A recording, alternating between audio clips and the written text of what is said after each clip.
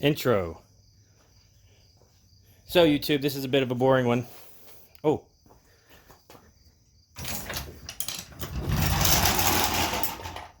So there's this weird meme going on around about me, or this like Mandela effect thing going on that says I've made a video about disconnecting the sway bar.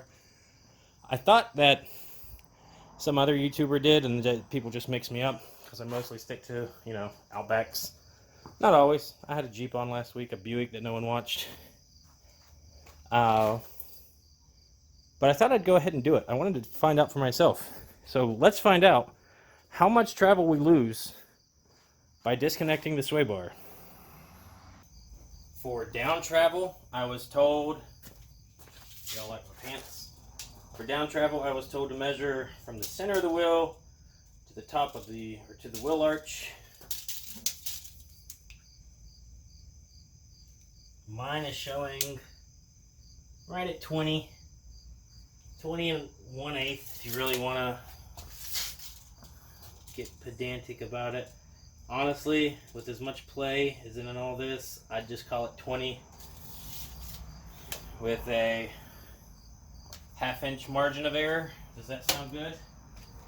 And then we'll go ahead and jack up until the wheel is off the ground.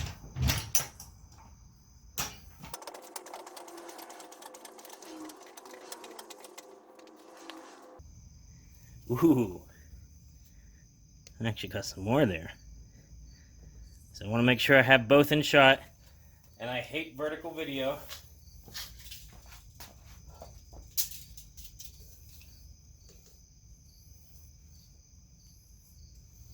And this one I'm going to call 23.5.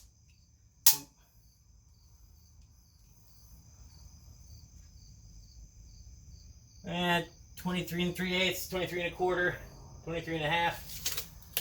So 3.5 inches of down travel. That's being generous.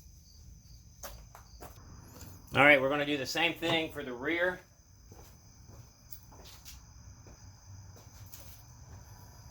Now the rear, the center to the wheel arch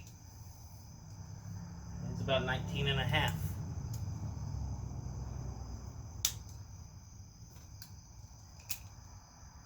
Yeah, 19.5, 19 5/8. I'm not getting super technical because I don't think you can in this garage. Not with the, because my garage is not perfectly level. There's cracks in the foundation, but it's level enough.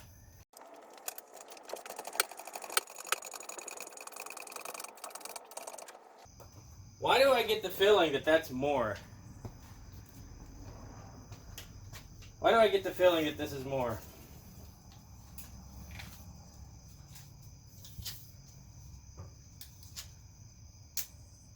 Maybe not. Slightly. So this one's 23.5 now, which means we've got 4 inches of down travel in the rear. All right. I've got a ramp on diagonally opposed corners. You can see that there. I'm going to see if we can drive up it. This might not be the best shot because I can't get both in shot at the same time, but maybe it'll work.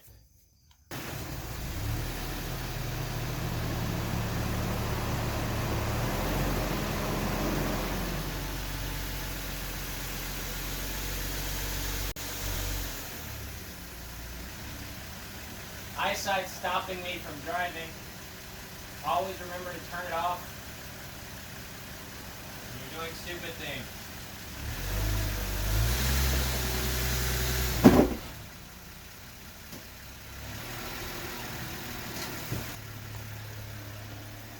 Now the Power of Your Brains guys, actually, those guys are great. They showed me their Forester actually could do this same diagonal test. However, I did it last year with the sway bar, or a couple years ago now actually, with the rear sway bar only disconnected and could not. So that front sway bar is pretty limiting. You can see all 4 wheels are on the ground. The car's not doing the weeble wobble. Now it's pretty close to being maxed out, but it's still working. All right, sway bars are now attached. We're now going to do the same test on the rear.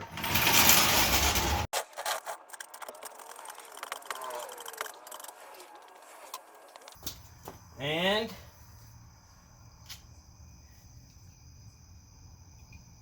twenty-three and a half.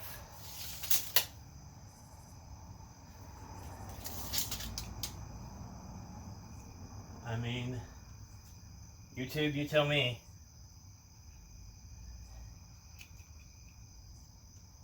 23 and a half, 23 and 5/8. What was the number?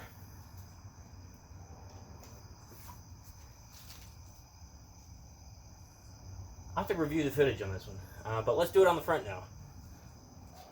Now that we've connected the rear sway bar, I'm going to repeat the diagonal test. You can see I've got one on the same corners.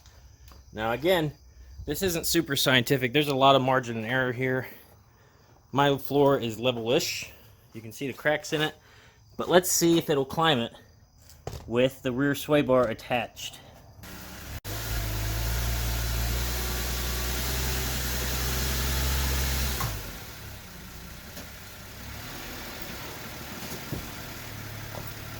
So with the sway bar attached, it could still climb both.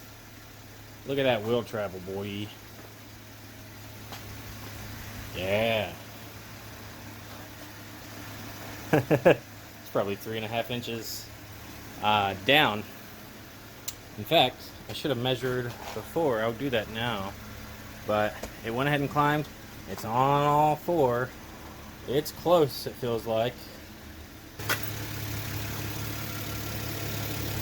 It's on all 4.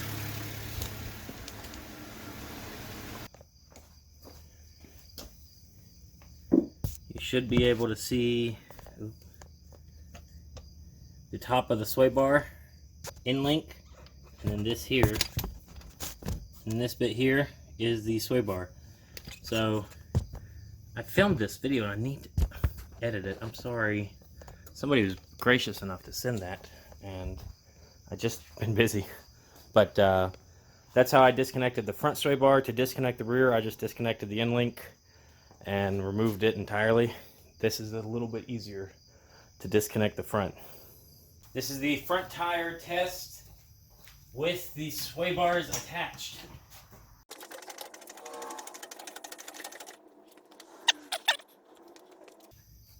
And with the sway bars attached, the front, I am measuring at 23 and a half,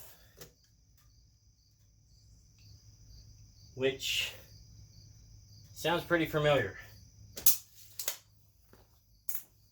All right, YouTube, I have now reconnected the front and rear sway bar. We're going to do the diagonal test. Anybody want to take any bets? It did it with the rear attached. Will it do it with the front and the rear attached? Let's find out.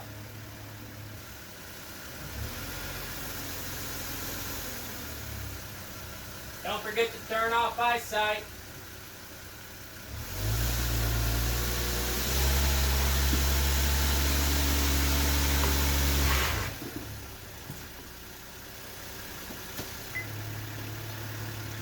So I got the slightest hint of the traction control light, but I did make it up. Can you see that?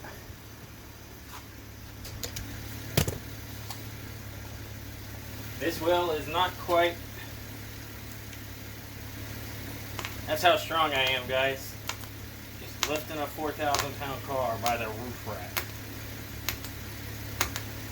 When this boat's a rockin', Don't come a knocking. So, what did we learn? The sway bar does not limit travel on these cars that much, at least in this car, in this configuration. We're talking very little, maybe ½ inch, maybe an inch.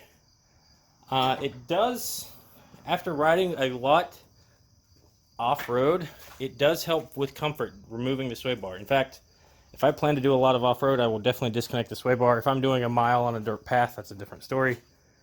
But if I know I'm not going to be on the road much, it's worth disconnecting. But I really missed having a sway bar when I was on the road, and I do not recommend driving without one. They are a safety device, just like your brakes, just like your eyesight, just like your headlights.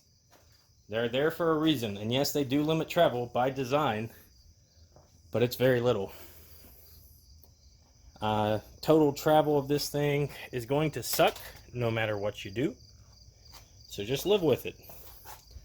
Or, you know, don't. Total travel with this thing isn't going to be that great. It's not a rock crawler. It never was. It is a highway car that is capable of getting dirt on it without breaking. You can see some of the lovely, lovely scratches I got going down here. Ooh, I like that one. It's like art. This mud is from Copper Harbor. I still haven't cleaned it off. I mean, that was 1,500 miles ago. To give you an idea of what the kind of life this car is for me, it's a highway car first and an off-roader second. And that's what Subaru's always been to me. I love going off-road. I think it takes me to many places that I wouldn't be able to go to otherwise. Have many adventures that I wouldn't be able to have otherwise. But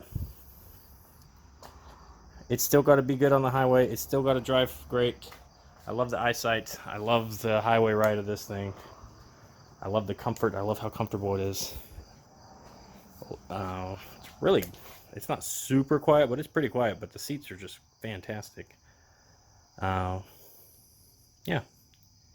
So hey, hope somebody learned something today. Thanks for watching.